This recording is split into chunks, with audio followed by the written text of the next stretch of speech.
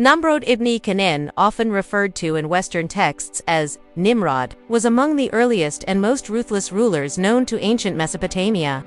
Born into wealth, power, and legacy, he rose to prominence in the city of Babylon, a civilization glittering with temples, riches, and a towering arrogance that challenged the heavens themselves. He declared himself not only king but God. From his youth, Namrood had been taught to revere power above all else.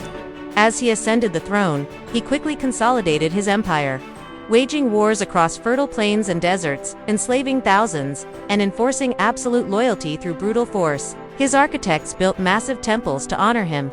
His face was etched into stone idols, and his name was whispered in fear. Namrood's cruelty was legendary. He implemented draconian laws that crushed the poor and exalted the elite.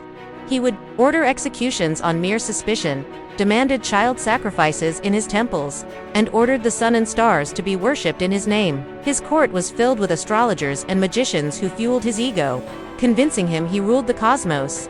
But tyranny breeds rebellion, and destiny intervened in the form of a young man, Prophet Abraham, peace be upon him. Ibrahim, wise and devout even in youth, openly challenged Namrood's claim to divinity.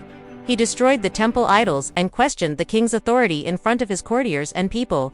When summoned before the tyrant, Ibrahim famously said, "My Lord is he who gives life and death." Namrood arrogantly replied, "I too give life and death," claiming to spare a prisoner and kill another to prove his point.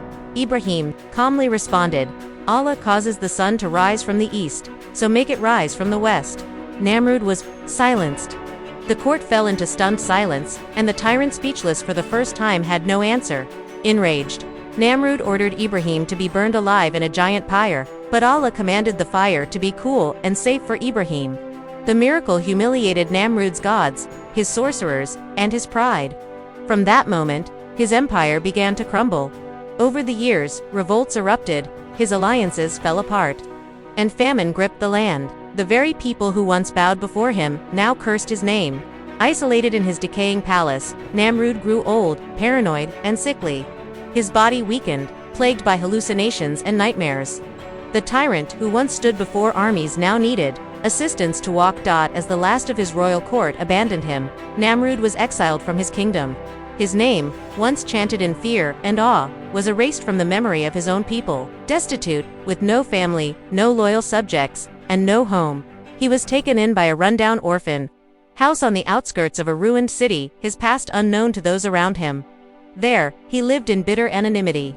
The staff, unaware of his infamous past, cared for him like any other frail elder.